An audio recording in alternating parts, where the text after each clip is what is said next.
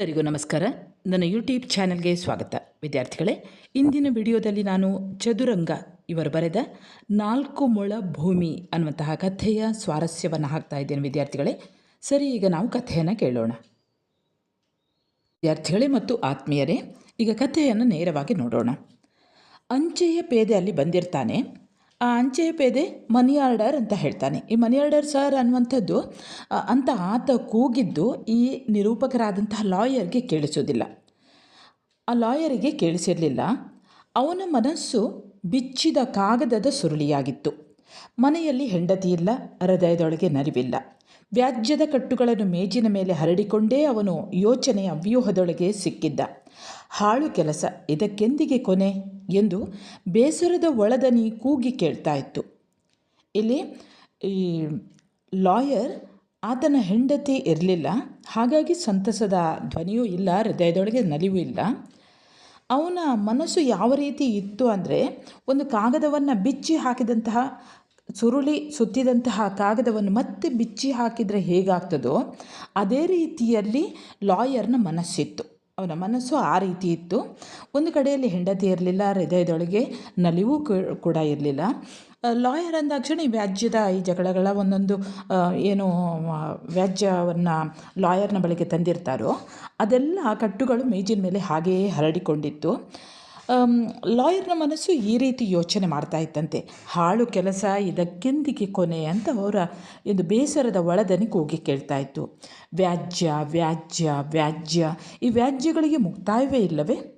ಬೆಳಗಾಯಿತೆಂದರೆ court ಕಚೇರಿ, ಈ ವ್ಯವಹಾರಗಳಲ್ಲೇ ಜೋಕಾಲಿ ಆಡುವುದೆಂದರೆ ಬದುಕಿಗೆ ಯಾವ ಸೊಗಸು ಎಂದು ಆಂತರ್ಯ ತರ್ಕದ ತುರಿಮಣೆಯ ಮೇಲೆ ಘಾಸಿಗೊಂಡಿತ್ತು. ವ್ಯಾಜ್ಯ ವ್ಯಾಜ್ಯ, ಯಾವಾಗ ನೋಡಿದರೂ ಕೂಡ ವ್ಯಾಜ್ಯ ವ್ಯಾಜ್ಯ ಅಂದರೆ ನಿಮಗೆಲ್ಲ ಗೊತ್ತಿರ್ಬೋದು. 2 ಅಥವಾ 2 ವ್ಯಕ್ತಿಗಳಿಗಿಂತ ಹೆಚ್ಚು, ಅಂದರೆ ಹೆಚ್ಚು ವ್ಯಕ್ತಿಗಳ ನಡುವಿನ ಕಾನೂನುಬದ್ಧವಾದಂಥ ವಿವಾದ ಅಥವಾ ಮೊಕದ್ದಮೆ ಅಂದರೆ ಜಗಳ, ಕಾನೂನು ಕಲಹ ಅನ್ನುವಂಥದ್ದು ಇರ್ಬೋದು, ದಾವೆ ಅನ್ನುವಂಥದ್ದು ಇರ್ಬೋದು, ಕಟ್ಲೆ ಅಂತಲೂ ಹೇಳ್ತಾರೆ. ಯಾವಾಗ ನೋಡಿದರೂ ಕೂಡ ಲಾಯರ್ಗಳ ಬಳಿ ಇರುವಂಥದ್ದು ಇದೇ ಅಲ್ವಾ, ವ್ಯಾಜ್ಯ ವ್ಯಾಜ್ಯ ಅನ್ನುವಂಥದ್ದು ಇದೇ ವ್ಯಾಜ್ಯ, ಯಾವಾಗ ನೋಡಿದರೂ ಕೂಡ ಇದೇ ಆಯಿತು ಅನ್ನುವಂತಹ ಮನಸ್ಥಿತಿ ಲಾಯರ್ನದಾಗಿತ್ತು. ಅಷ್ಟೊತ್ತಿಗೆ ಈ ಅಂಚೆಪೇದೆ ಪುನಃ ಹೇಳ್ತಾನೆ, ಮನಿ ಆರ್ಡರ್ ಸರ್ ಅಂತ. 4 ಮೊಳ ಭೂಮಿ, 4 ಮೊಳ ಭೂಮಿಗಾಗಿ ಎಂತೆಂತಹ ಕಲಹಗಳು, ಎಂತೆಂತಹ ಅಕೃತ್ಯಗಳು ನಡೆಯುತ್ತವೆ. ಮಾನವನ ಸುಗುಣಗಳು ಕರಗಿ ಹೋಗಿ ಸ್ವಾರ್ಥದ ಹುಚ್ಚು ಕಳ್ಳಿ ತನಗೆ ತಾನಾಗಿ ಬೆಳೆಯುತ್ತದೆ. ಸ್ವಾರ್ಥ, ಭೂಮಿಯ ಹಂಬಲ. ನ್ಯಾಯಾಲಯಕ್ಕೆ ಬರುವ ವ್ಯಾಜ್ಯಗಳಲ್ಲಿ ಹೆಚ್ಚಿನ ಸಂಖ್ಯೆ ಭೂಮಿಗೆ ಸಂಬಂಧಪಟ್ಟವು. ಭೂಮಿ ಭೂಮಿ ಭೂಮಿ, ಎಂಥ ಹುಚ್ಚು! ಅಂದರೆ ಲಾಯರ್ನ ಮನಸ್ಥಿತಿ ಅಲ್ಲೇ. ಲಾಯರ್ ಅದರ ಬಗ್ಗೆ ಆಲೋಚನೆ ಮಾಡ್ತಾ ಇದ್ದಾರೆ. ಯಾವಾಗ ನೋಡಿದರೂ ಕೂಡ ವ್ಯಾಜ್ಯ ವ್ಯಾಜ್ಯ, ಸ್ವಾರ್ಥ ಸ್ವಾರ್ಥ ಸ್ವಾರ್ಥ. ಈ 4 ಮೊಳ ಭೂಮಿಗಾಗಿ ಎಂತೆಂತಹ ಒಂದು ಜಗಳಗಳು, ಎಂತೆಂಥ ಮಾಡಬಾರದ ಅಕೃತ್ಯಗಳು ನಡೆಯುತ್ತಾ ಇರ್ತವೆ. ಮನುಷ್ಯನಲ್ಲಿ ಇರುವಂತಹ ಆ ಸುಗುಣ ಅನ್ನುವಂಥದ್ದು 4 ಮೊಳ ಭೂಮಿ, 4 ಮೊಳ ಭೂಮಿಗಾಗಿ ಎಂತೆಂತಹ ಕಲಹಗಳು, ಜಗಳಗಳು ನಡೆಯುತ್ತವೆ ಅನ್ನುವಂಥದ್ದು. ಈ ಮೊಳ ಅಂದರೆ ನಿಮಗೆಲ್ಲ ಗೊತ್ತಿರ್ಬೋದು. ಮೊಳ ಅಂದರೆ ಒಂದು 2 ಗೇಣಿಗೆ 1 ಮೊಳ ಅಂತ ಹೇಳ್ತಾರೆ. ಮೊಳ, ಈ ಮೊಣ ಕೈಯಿಂದ ಮಧ್ಯ ಬೆರಳಿನ ತುದಿಯವರೆಗೆ ಇರುವಂಥ ಒಂದು ಅಂತರವನ್ನು ಮೊಳ ಅಂತ ಹೇಳ್ತೇವೆ. ಹೂವನ್ನು ಅಳೆಯುವಂಥದ್ದು ನೀವು ಗಮನಿಸಿರ್ಬೋದು. ಒಟ್ಟಿಗೆ ಒಂದು 24 ಅಂಗುಲ, ಅಂದರೆ ಫೀಟಲ್ಲಿ ಹೇಳಬೇಕಾದ್ರೆ ಸುಮಾರು 1.5 ಇಂದ 2 ಅಡಿಗೆ 1 ಮೊಳ ಹೇಳ್ತಾರೆ. ಇಲ್ಲಿ ಸಣ್ಣ ಒಂದು ಭೂಮಿಗೋಸ್ಕರ ಮನುಷ್ಯನಲ್ಲಿ ಬರುವಂತಹ ಜಗಳ ಇರ್ಬೋದು, ಅಥವಾ ಕಲಹ ಇರ್ಬೋದು, ಅಥವಾ ಅಂದರೆ ಒಂದು ಸ್ವಾರ್ಥ. ಈ ಭೂಮಿ ತನಗೆ ಬೇಕು, ನನಗೆ ಬೇಕು, ಇನ್ನೊಬ್ಬರಿಗೆ ಸಿಗಬಾರ್ದು ಅನ್ನುವಂತಹ ಒಂದು ಸ್ವಾರ್ಥ, ಸುಗುಣ ಹೋಗಿ ಸ್ವಾರ್ಥದ ಹುಚ್ಚು ಕಳ್ಳಿ ಗಿಡ ಅಂದರೆ ಪಾಪಸ್ ಕಳ್ಳಿ, ನೀವು ಕೇಳಿರ್ಬೋದು. ನೀರು ಹಾಕದೇ ಇರಿ, ಅದು ಬೆಳೀತಾ ಹೋಗ್ತದೆ, ಮತ್ತಷ್ಟು ದಟ್ಟವಾಗಿ ಬೆಳೀತಾ ಹೋಗ್ತದೆ. ಹಾಗೆ ಸ್ವಾರ್ಥ ಗುಣ ಕೂಡ ಹಾಗೆ. ಅದು ಕೂಡ ಈ ಸ್ವಾರ್ಥ ಅನ್ನುವಂಥದ್ದು ಭೂಮಿಯ ಮೇಲೆ ಬಂದು ಬಿಟ್ಟರೆ ಮತ್ತೆ ಹೋಯ್ತಲ್ಲಿಗೆ. ಈ ವಕೀಲರು ಯೋಚನೆ ಮಾಡ್ತಾರೆ, ನ್ಯಾಯಾಲಯಕ್ಕೆ ಬರುವಂಥ ವ್ಯಾಜ್ಯಗಳಲ್ಲಿ ಹೆಚ್ಚಿನ ಸಂಖ್ಯೆ ಭೂಮಿಗೆ ಸಂಬಂಧಪಟ್ಟವು. ಕಥೆಗಾರರು ಹೇಳ್ತಾರೆ, ಭೂಮಿಗೆ ಸಂಬಂಧಿಸಿದಂತಹ ಜಗಳಗಳೇ ನ್ಯಾಯಾಲಯಕ್ಕೆ ಬರ್ತವೆ ಅನ್ನುವಂಥದ್ದು.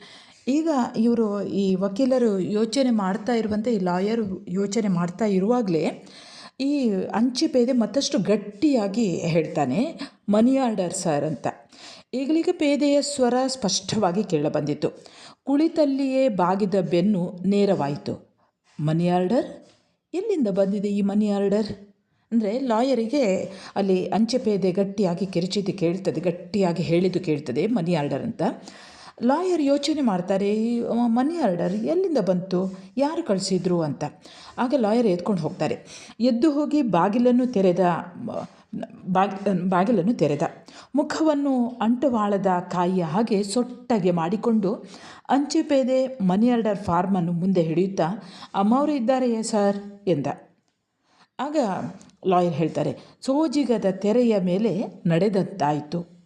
ನನ್ನ ಹೆಂಡತಿಗೆ ಮನಿ ಆರ್ಡರ್, ಅವಳಿಗೆಲ್ಲಿಂದ ಬಂದಿದೆ? ಅಂದರೆ ಲಾಯರ್ ಯೋಚನೆ ಮಾಡ್ತಾರೆ, ಮನಿ ಆರ್ಡರ್ ಅದು ಕೂಡ ಹಣ ಬಂದಿರುವಂಥದ್ದು, ಅದು ಕೂಡ ನನ್ನ ಹೆಂಡತಿಗೆ ಬಂದಿರುವಂಥದ್ದು, ಎಲ್ಲಿಂದ ಬಂದಿದೆ? ಆಗ ಅಂಚೆ ಪೇದೆ ಪುನಃ ಕೇಳ್ತಾನೆ, ಇಲ್ಲವೇ ಸರ್? ಆಗ ಲಾಯರ್ ಹೇಳ್ತಾರೆ, ಇಲ್ಲ, ಅವರು ತವರಿಗೆ ಹೋಗಿದ್ದಾರೆ. ಯಾವಾಗ ಬರ್ತಾರೆ ಸರ್? ನಾಳೆ ಬರ್ತೀನಿ ಅಂತ ಪತ್ರ ಬರೆದಿದ್ದಾರಪ್ಪ. ಬರುವುದು ಖಂಡಿತವೇ ಸರ್? ಬಹುಶಃ ತಪ್ಪಲಾರದು. ಹಾಗಿದ್ದರೆ ಇದನ್ನು ನಾಡಿದ್ದು ತರ್ತೇನೆ ಸರ್.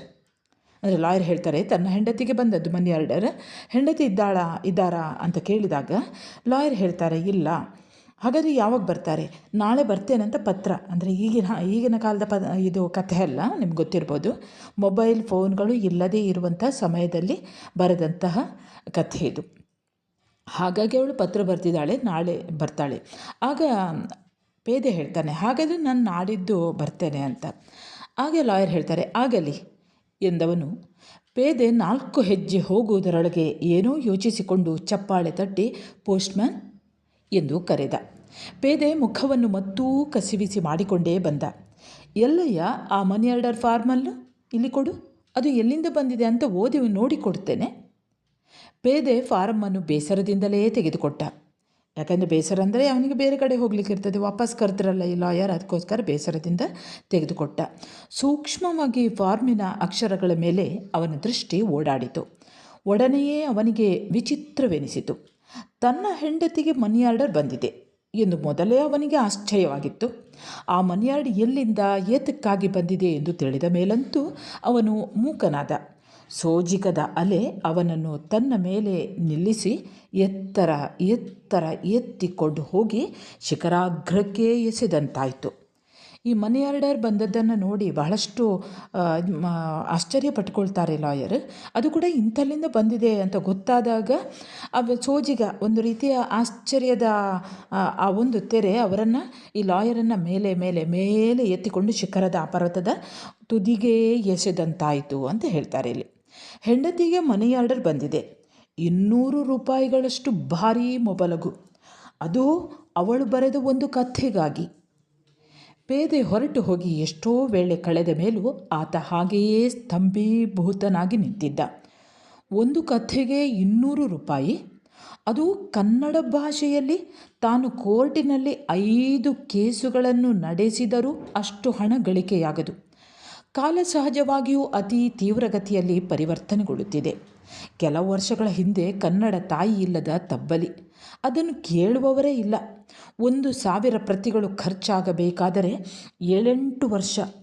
ಆದರೆ ಇಂದು 4-5 ಸಾವಿರ ಪ್ರತಿಗಳನ್ನು ಅಚ್ಚು ಹಾಕುವ ಸಾಹಸವನ್ನು ಕನ್ನಡ ಪ್ರಕಟಣಕಾರರು ಮಾಡುತ್ತಿದ್ದಾರಂತೆ. ಅಷ್ಟು ಪ್ರತಿಗಳು ಹೆಚ್ಚೆಂದರೆ 2 ವರ್ಷಗಳಲ್ಲಿ ಪೂರ್ತಿಯಾಗಿ ಮಾರಾಟವಾಗುತ್ತದಂತೆ. ಹಿಂದೆಯೂ ಕಥಾಸ್ಪರ್ಧೆಗಳು ನಡೆಯುತ್ತಿದ್ದವು. ಅವುಗಳ ಪ್ರಥಮ ಬಹುಮಾನ ಉಪಚಾರದ ಬೆನ್ನು ತಟ್ಟುವ ಮಾತು. ಆದರೆ ಈಗ ನಡೆಯುವ ಕಥಾಸ್ಪರ್ಧೆಗಳು 100 ರೂಪಾಯಿಗಳ ಬಹುಮಾನವನ್ನು ಕೊಡುವ ಯೋಗ್ಯತೆ ಪಡೆದಿವೆ. ವಕೀಲರು ತಮ್ಮ ಕೇಸುಗಳು, ತಮ್ಮ ಕೆಲಸ ಮತ್ತು ತನ್ನ ಹೆಂಡತಿಯ ಕೆಲಸ, ಸಾಹಿತ್ಯ ಕ್ಷೇತ್ರ, ಆ ಸಾಹಿತ್ಯದಲ್ಲಿ ಏನೆಲ್ಲ ನಡೀತಾ ಇವೆ ಅನ್ನುವಂಥದ್ದನ್ನು ಒಂದು ಕ್ಷಣಕ್ಕೆ ಅವರು ಯೋಚಿಸ್ತಾ ಹೋಗ್ತಾರೆ. ಅನಂತರ ಅವರ ಎಂದಿನ ಹಾಗೆ ಕಕ್ಷಿಗಾರರು ಬರ್ತಾರೆ. ಅವರುಗಳ ಅಹವಾಲು ಕೇಳಿ ತಿಳಿದುಕೊಂಡು ಅವರಿಗೆ ಆಡಬೇಕಾದ ಮಾತು ಆಡಿ ಅವರನ್ನು ಕಳಿಸಿಕೊಟ್ಟು ಬಾಕಿಯಾಗಿದ್ದ ಇನ್ನೂ ಕೆಲವು ರೆಕಾರ್ಡುಗಳನ್ನು ಪರಿಶೀಲಿಸಿ ಊಟಕ್ಕೆದ್ದ ಹೋಟೆಲಿನ ಊಟ ರುಚಿಸಲಿಲ್ಲ. ಅಂದ್ಯಾಕೋ ವಕೀಲರಿಗೆ ಆ ಹೋಟೆಲ್ನ ಊಟ ರುಚಿಸಲಿಲ್ಲಂತೆ. ಪ್ರಾಯಶಃ ಮಾರನೇ ದಿನವೇ ಬರಲಿದ್ದ ನಲ್ಲೆಯ ಆಗಮನ ಇದಕ್ಕೆ ಕಾರಣವಿರಬಹುದು. ಅಂದರೆ ಈ ವಕೀಲರು ಎಲ್ಲ ಕೇಸುಗಳನ್ನು ಮುಗಿಸಿ ಅವರು ಊಟಕ್ಕೆ ಹೋಗ್ತಾರೆ, ಹೋಟೆಲಿಗೆ ಊಟಕ್ಕೆ ಹೋಗ್ತಾರೆ. ಆದರೆ ಅಲ್ಲಿ ಅವರಿಗೆ ಊಟ ರುಚಿಸುವುದಿಲ್ಲ. ಇಲ್ಲಿ ಕಾರಣ ಇದಿರ್ಬೋದು, ನಾಳೆ ಬರ್ತಾಳೆ ತನ್ನ ಹೆಂಡತಿ ಅನ್ನುವಂಥದ್ದು ಇರ್ಬೋದು. ಆಕೆಯ ಕೈ ಅಡುಗೆಯ ರುಚಿಯ ಎದುರಿಗೆ ಈ ಹೋಟೆಲ್ನ ಊಟದ ರುಚಿಸಲಿಲ್ವೋ ಏನೋ. ಅಂತೂ ಪ್ರಾಯಶಃ ಅದೇ ಹೆಂಡತಿ ಬರುವಂಥದ್ದು ಇರ್ಬೋದು. ಅಂತೂ ಹೇಗೋ ಊಟದ ಶಾಸ್ತ್ರವನ್ನು ಮುಗಿಸಿ ಕೋಣೆಗೆ ನಡೆದ. ಕೋರ್ಟಿಗೆ ರಜವಿದ್ದುದರಿಂದ ವಿರಾಮ. ಹೋಗಿ ಮಂಚದ ಮೇಲೆ ಉರುಳಿಕೊಂಡ. ಮತ್ತೊಮ್ಮೆ ಕೆಲಸವಿಲ್ಲದ ಮನಸ್ಸು ಆಲೋಚನೆಯ ಸರೋವರದಲ್ಲಿ ಈಜತೊಡಗಿತು. ತನ್ನ ಹೆಂಡತಿಗೆ ಬಹುಮಾನ. ಕಥಾ ಸ್ಪರ್ಧೆಯಲ್ಲಿ ಅವಳು ಬರೆದ ಒಂದು ಕಥೆಗೆ ಪ್ರಥಮ ಸ್ಥಾನ. ಅವನ ಹೃದಯ ಮುದಗೊಂಡು ಅರಳಿದ ಹೂವಾಯಿತು. ಚಿತ್ತ ನೆನಪಿನ ಕುದುರೆಯೇರಿ ಹೊರಟಿತು. ಹಿಂದೆ ವಿವಾಹದ ತರುಣದಲ್ಲಿ ಅವರಿಬ್ಬರ ನಡುವೆಯೂ ನಡೆದ ಒಂದು ಸಂಗತಿಯ ಸ್ಮೃತಿ ಹಠಾತ್ತನೆ ಜಾಗೃತವಾಯಿತು. ಆ ದಿನ ವಕೀಲರಿಗೆ ರಜೆ ಇತ್ತು. ಹೋಗಿ ಸುಮ್ಮನೆ ಮಂಚದ ಮೇಲೆ ಬಿದ್ಕೊಳ್ತಾರೆ. ಆವಾಗ ಪುನಃ ಆಲೋಚನೆ ಬರ್ತದೆ. ಅಂಚೆಪೇದೆ ಹೇಳಿದಂತಹ ಮನಿ ಆರ್ಡರ್ನ ವಿಷಯ. ಅದು ಕೂಡ ತನ್ನ ಹೆಂಡತಿ ಬರೆದಂತಹ ಕಥೆಗೆ ಬಹುಮಾನ. ಅದು ಕೂಡ ಪ್ರಥಮ ಬಹುಮಾನ. ಈ ಪ್ರಥಮ ಬಹುಮಾನದ ಹಿಂದೆ ನಡೆದಂತಹ, ಅಂದರೆ ಮದುವೆ ಆದ ಹೊಸತರಲ್ಲಿ ನಡೆದಂತಹ ಒಂದು ಘಟನೆ ಈ ವಕೀಲನ ಕಣ್ಣೆದುರಿಗೆ ಬರ್ತದಂತೆ. ಆ ಸಂಗತಿಯ ಸ್ಮೃತಿ ಅಂದರೆ ನೆನಪು. ಆ ನೆನಪು ಹಠಾತ್ತನೆ ಜಾಗೃತವಾಗ್ತದೆ. ಒಂದು ಮಧ್ಯಾಹ್ನ ಹೀಗೆ ಕೋರ್ಟಿಗೆ ರಜವಿದ್ದ ಒಂದು ದಿನ ಮಧ್ಯಾಹ್ನ ಭೋಜನ ಮುಗಿಸಿ ತಾನು ನಿದ್ದೆ ಹೋಗಿದ್ದ. ಮಗ್ಗಲು ಸೇರಿದ್ದ ತನ್ನಾಕೆಯೂ ತನ್ನಂತೆ ನಿದ್ದೆ ಮಾಡುವಳು ಎಂದು ಯೋಚಿಸಿದ್ದ. ಆದರೆ ನಿದ್ದೆಯ ಆಲಿಂಗನದಿಂದ ಮುಕ್ತವಾಗಿ ಎದ್ದಾಗ ಮಡದಿ ಪಕ್ಕದಲ್ಲಿ ಇಲ್ಲದುದನ್ನು ಕಂಡು ಚಕಿತನಾದ. ನಿಶಬ್ದವಾಗಿ ಎದ್ದು ಮನೆಯನ್ನೆಲ್ಲ ಅರಸಿದ. ಅವಳು ತನ್ನ ಕೋಣೆಯಲ್ಲಿ ಏನನ್ನೋ ಬರೆಯುವುದರಲ್ಲಿ ತಲ್ಲೀನಳಾಗಿದ್ದಳು. ಅವನ ವಿಸ್ಮಯಕ್ಕೆ ಉಪ್ಪರಿಗೆ ಬಂದಂತಾಯಿತು. ನಿದ್ದೆ ಮಾಡದೆ ಅವಳು ಏನನ್ನು ಬರೆಯುತ್ತಿರಬಹುದು?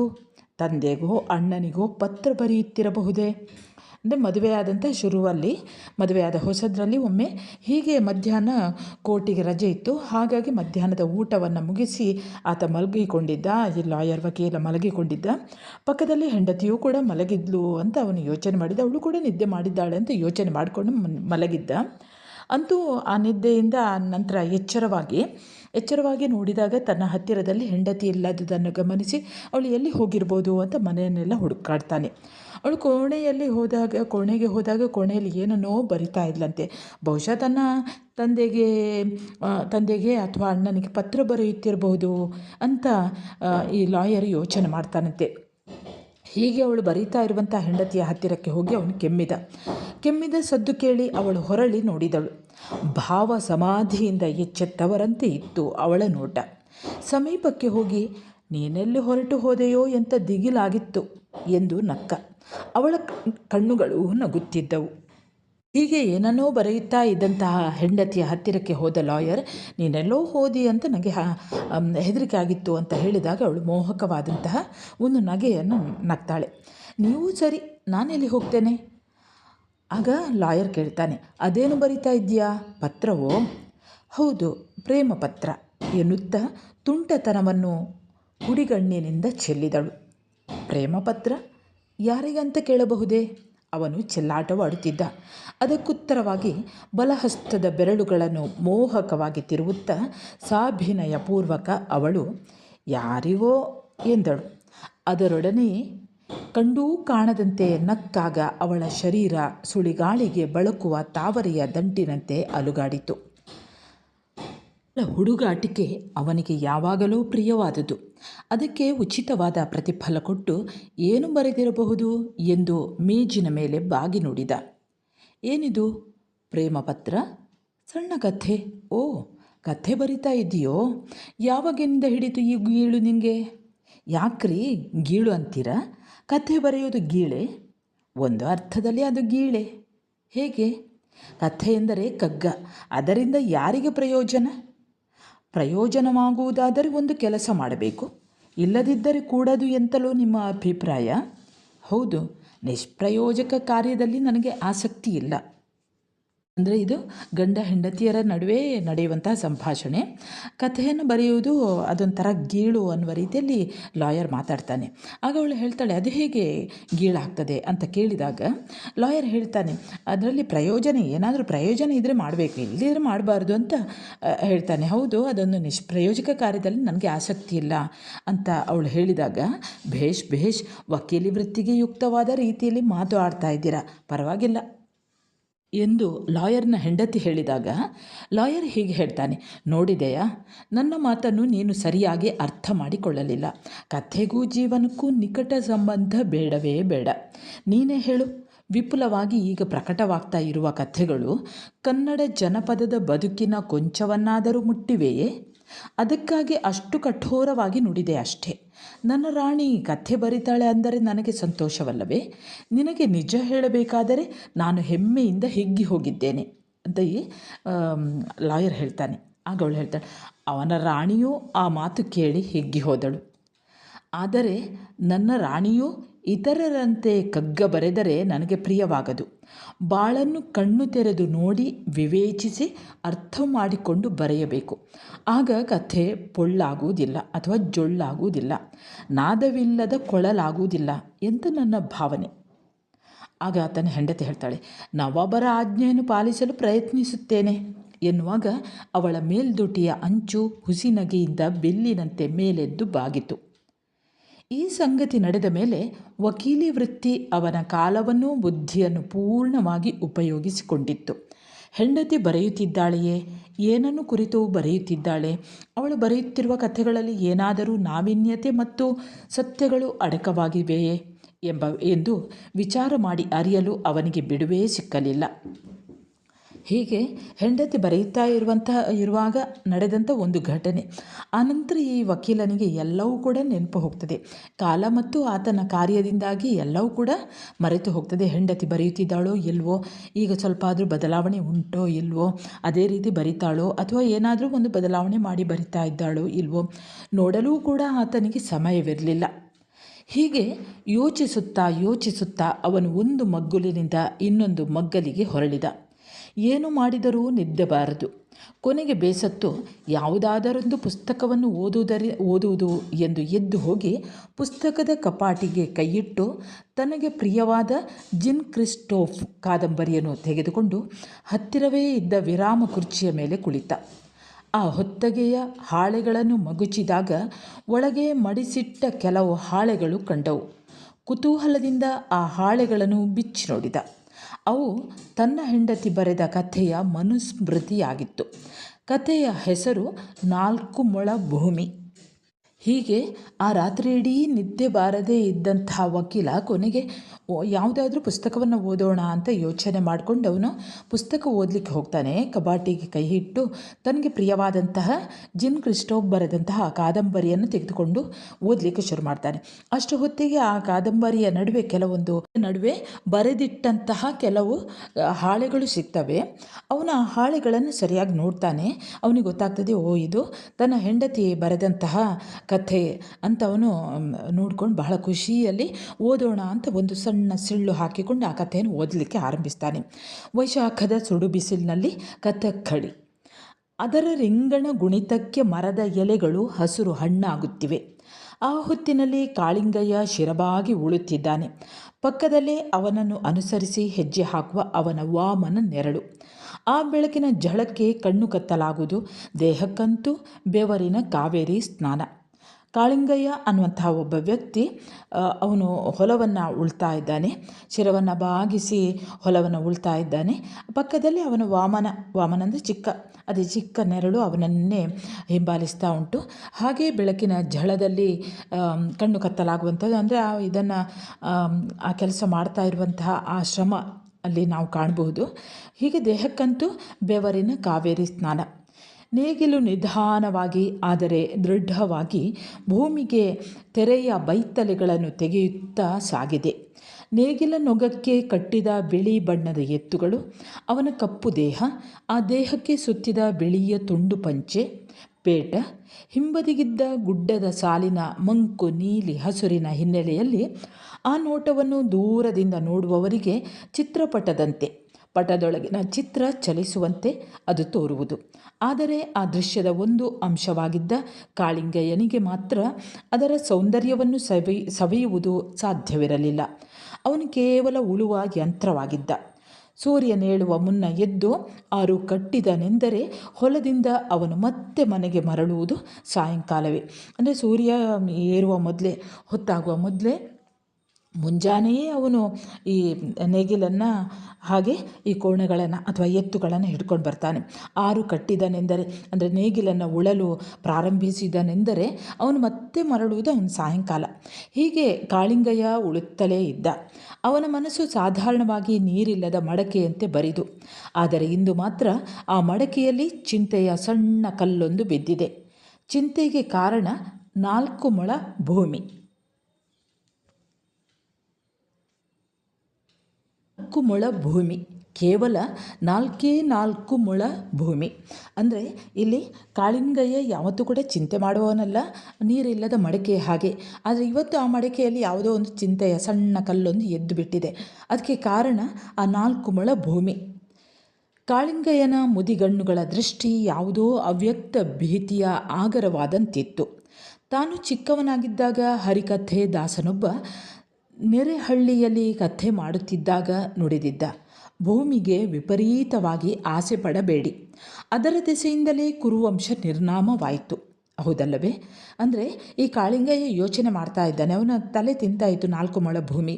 ಆಗ ಅವನಿಗೆ ಒಂದು ಯೋಚನೆ, ತಾನು ಸಣ್ಣವನಿದ್ದಾಗ ಹರಿಕಥೆ ದಾಸ ಏನೊಬ್ಬ ಹೇಳ್ತಾ ಇರುವಂತಹ ಆ ಮಾತು ನೆನಪಿಗೆ ಬರ್ತದೆ.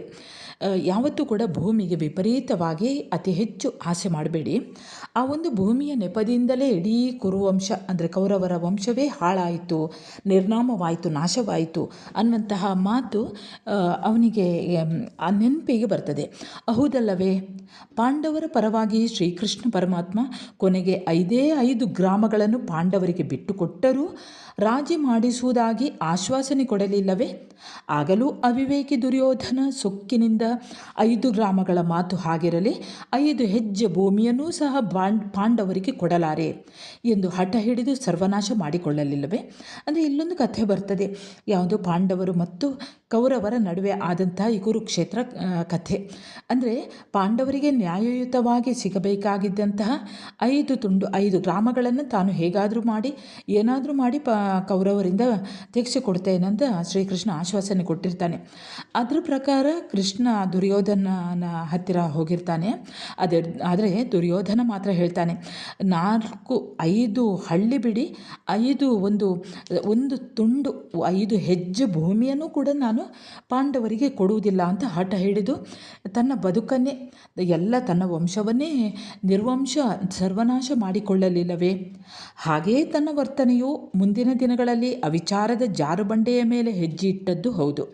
ಕೇವಲ 4 ಮೊಳ ಭೂಮಿಗಾಗಿ, 4 ಮೊಳ ಭೂಮಿಗಾಗಿ. ಕೌರವರ ಕಥೆಯೇನೋ ಎಂದೋ ಮುಗಿಯಿತು. ಆದರೆ ತನ್ನ ಕಥೆ, ಇದರ ಮುಕ್ತಾಯ ಹೇಗೋ? ತಾನು ಮಾಡಿದ ಯಕಶ್ಚಿತ್ ಕೆಲಸ ಯಾವ ದಂಡವನ್ನು ತೆಗೆದುಕೊಳ್ಳಲಿರುವುದೋ? ಅಂದರೆ ಇಲ್ಲಿ ಕಾಳಿಂಗಯ್ಯ ಯೋಚನೆ ಮಾಡ್ತಾನೆ, ತನ್ನಿಂದ ಯಾವುದೋ ಒಂದು ತಪ್ಪು ಕೆಲಸ ಆಗಿದೆ. ಪಾಂಡವರಿಂದ ಹೇಗೆ ಅಪೇಕ್ಷೆ ಪಟ್ಟಂತಹ ಅತಿ ಆಸೆ ಪಟ್ಟಂತಹ ಕೌರವನ ಸ್ಥಿತಿಯೇ ತನ್ನದಾಗಿದೆ. ಕೌರವರು ನಾಶವಾಗಿದ್ದಾರೆ, ಇನ್ನು ತನ್ನ ಮುಕ್ತ ಹೇಗೋ ಅಂತ ಅವನು ಯೋಚನೆ ಮಾಡ್ತಾನೆ. ಈ ಕೆಲಸ ಯಾವ ದಂಡವನ್ನು, ಅಂದರೆ ಕೌರವ ಮಾಡಿದಂಥ ದುರ್ಯೋಧನ ಮಾಡಿದಂತಹ ತಪ್ಪಿನಿಂದ ಆತನ ಇಡೀ ವಂಶವೇ ನಿರ್ವಂಶವಾಗ್ತದೆ. ಇನ್ನು ತನಗೆ ಯಾವ ದಂಡವನ್ನು ತನ್ನ ಈ ಒಂದು ತಪ್ಪು ಕೆಲಸ ತೆಗೆದುಕೊಳ್ಳಲಿರುವುದು ಅಂತ ಅವನು ಯೋಚನೆ ಮಾಡ್ತಾನೆ. ಕಾಳಿಂಗಯ್ಯ ಉಳುತ್ತಲೇ ಇದ್ದ. ನೇಗಿಲು ಮುಂದುವರಿದಂತೆ ಭೂಮಿ ಬಾಯಿ ತೆರೆದಂತಾಗಿ ಎರಡೂ ಪಕ್ಷಕ್ಕೆ ಕೆಂಪು ಮಣ್ಣಿನ ರಾಶಿ ಬೀಳುತ್ತಾ ಹೋಗುವುದು ಅವನು ಅದನ್ನು ನೋಡುತ್ತಲೇ ನಡೆದಿದ್ದ.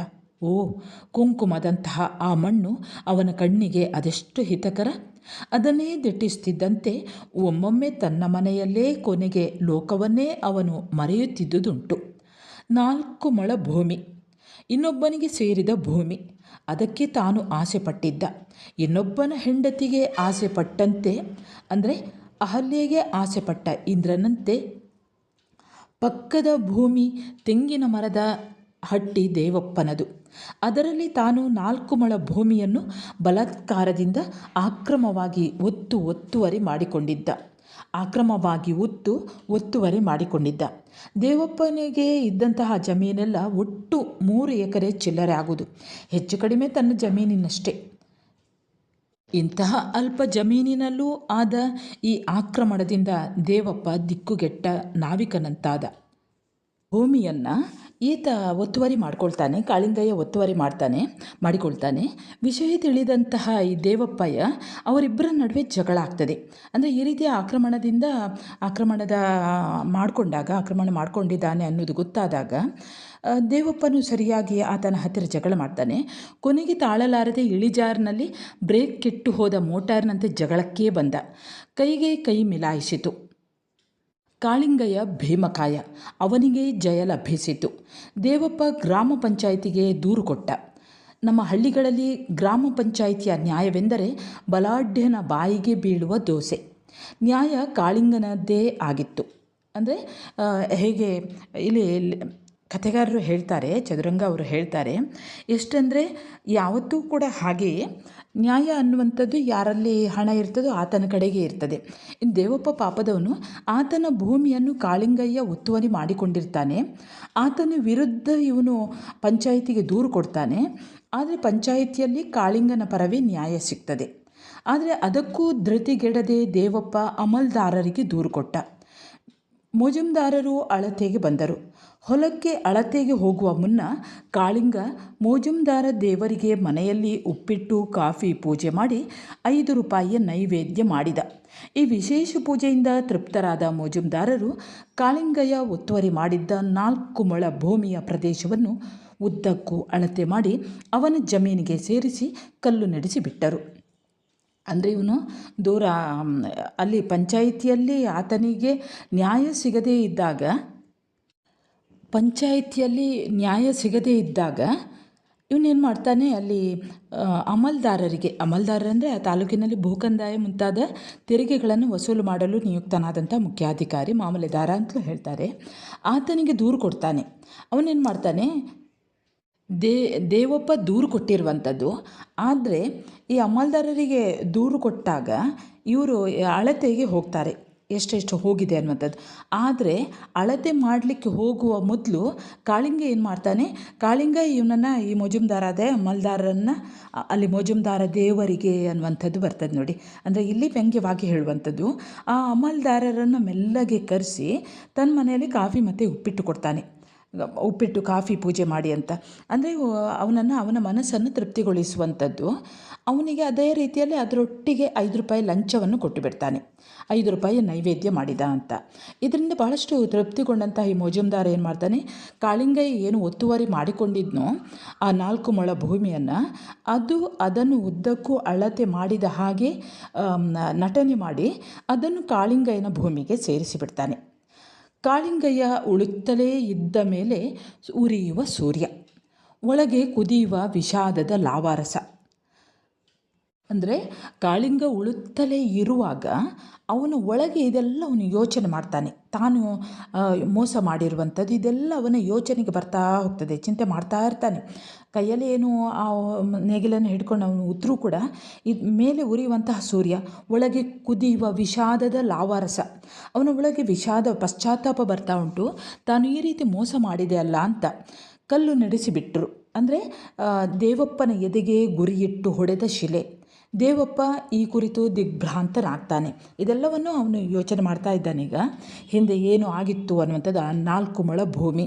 ಈ 4 ಮೊಳ ಭೂಮಿಯನ್ನು ಕಳೆದುಕೊಂಡಂತಹ ದೇವಪ್ಪ ಬಹಳಷ್ಟು ದಿಗ್ಭ್ರಾಂತನಾಗ್ತಾನೆ, ದಿಕ್ಕೆ ತೋಚದ ಹಾಗಿರ್ತಾನೆ. ಸೂರ್ಯ ಚಂದ್ರರಷ್ಟೇ ಶಾಶ್ವತ ಅಂತ ನಂಬಿದ್ದಂತಹ ಈ ಭೂಮಿ, ತನ್ನ ಭೂಮಿ ಇನ್ನು ಮುಂದೆ ತನ್ನದಲ್ಲ. ಆತನದೇ ಆಗಿದ್ರೂ ಕೂಡ ಅದು ಮುಂದೆ ತನ್ನದಲ್ಲ. ದೇಶದ ಕಾನೂನೇ ಹಾಗೆ ಹೇಳಿಬಿಟ್ಟಿದೆ. ಮುಂದೇನು ಮಾಡೋದು? ಬುದ್ಧಿ ಕುಂಠಿತವಾಗಿದೆ. ಎದುರಿಗೆ ವಿಸ್ತಾರವಾಗಿ ಹರಡಿರುವ ಶೂನ್ಯದ ಕಡಲು.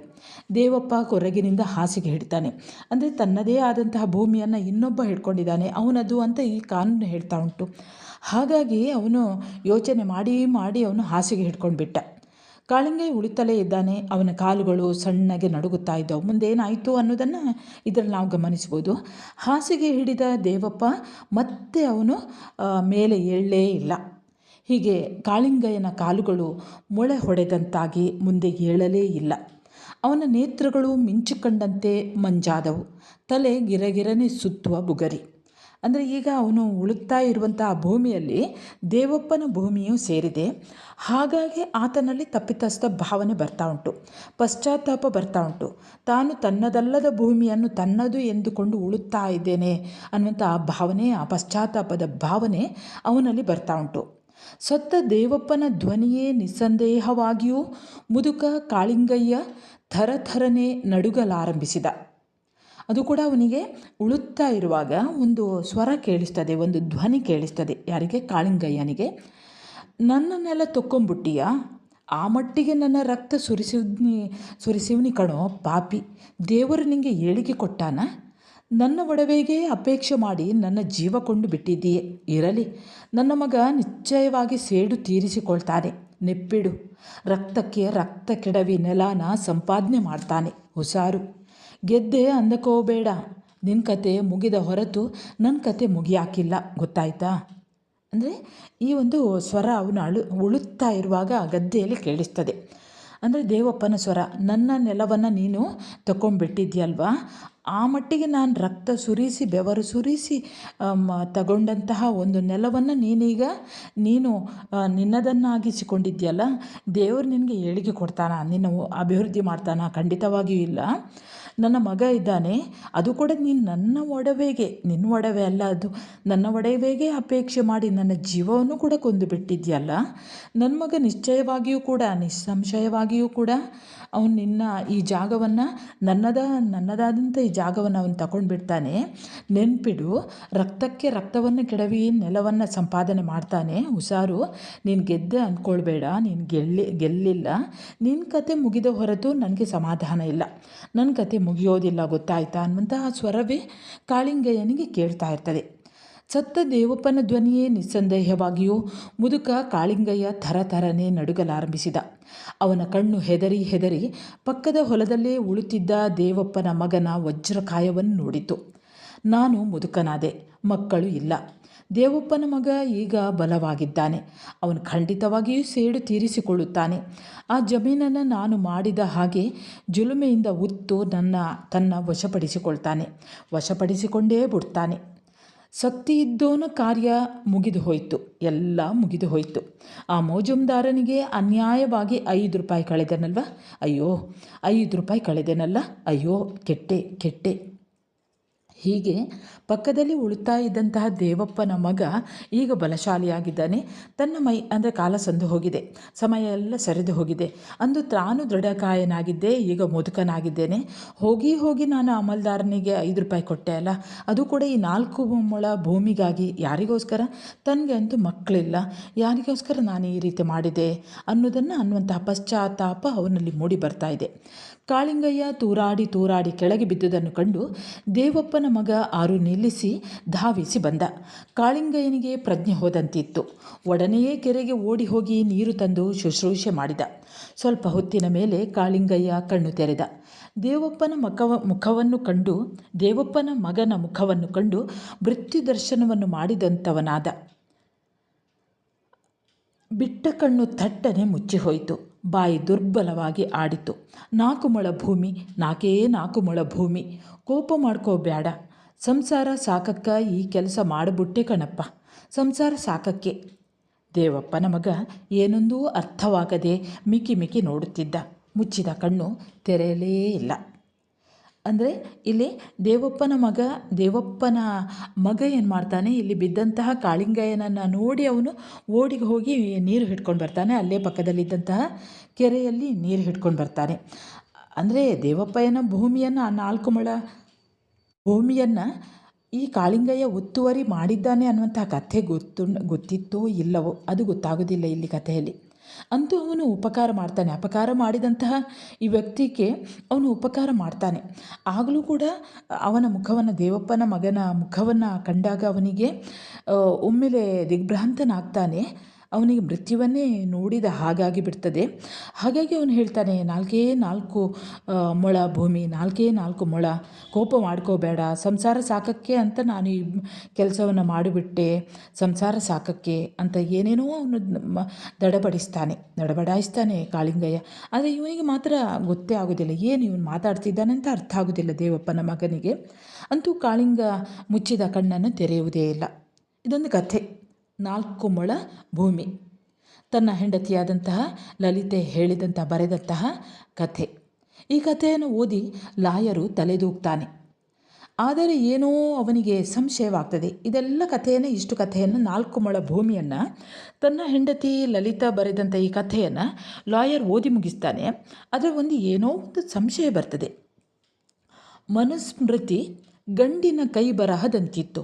ತನ್ನ ಹೆಂಡತಿ ಬರೆದಂತಹ ಈ ಒಂದು ಕಥೆ ಯಾವುದೋ ಒಂದು ಗಂಡಸು ಬರೆದ ಹಾಗೆ ಉಂಟಲ್ವಾ ಅನ್ನುವಂಥ ಸಂಶಯ ಲಾಯರಿಗೆ ಬಂದುಬಿಡ್ತದೆ. ಸೂಕ್ಷ್ಮವಾಗಿ ಪರೀಕ್ಷಿಸಿದಾಗ ಕೊನೆಯಲ್ಲಿ ಪುಟ್ಟದಾಗಿ ಸಂಜೀವ ಎಂದು ಬರೆದಿತ್ತು. ಅದನ್ನು ಶಾಯಿಯಿಂದ ಚೆನ್ನಾಗಿ ಹೊಡೆದಿತ್ತು. ಆ ಕಥೆಯನ್ನು ಸೂಕ್ಷ್ಮವಾಗಿ ಈ ಲಾಯರ್ ನೋಡ್ತಾನೆ. ಈ ಕಥೆಗೂ ಹೆಣ್ಣಿನ ಕೈ ಬರಹದ ಹಾಗೆ ಇಲ್ಲ, ಗಂಡಿನ ಕೈ ಬರಹದ ಹಾಗೆ ಇದೆ ಅನ್ನುವಂಥ ಒಂದು ಸಂಶಯ ಈ ಲಾಯರಿಗೆ ಬಂದುಬಿಡ್ತದೆ. ಹಾಗಾಗಿ ಅವನು ಆ ಕಥೆಯ ಕೆಳಗಡೆ ಏನೋ ಒಂದು ಅಳಿಸಿ ಹಾಕಿದ, ಹೊಡೆದು ಬಿಟ್ಟ ಹಾಗೆ ಒಂದು ಶಾಯಿಯಲ್ಲಿ ಗುರುತು ಹಾಕಿದ ಹಾಗೆ ಇರ್ತದೆ. ಅದನ್ನು ಶಾಯಿಯಿಂದ ಚೆನ್ನಾಗಿ ಹೊಡೆದಿತ್ತು. ಹಾಗೆ ಯಾವುದನ್ನು ಹೊಡೆದಿರ್ಬೋದು ಅಂತ ಅವನು ಲಾಯರ್ ನೋಡ್ತಾನೆ. ಲಾಯರ್ನ ಸಂಶಯ ದೃಢವಾಗ್ತದೆ. ಸಂಜೀವ ಅನ್ನುವಂಥ ಹೆಸರಿರ್ತದೆ.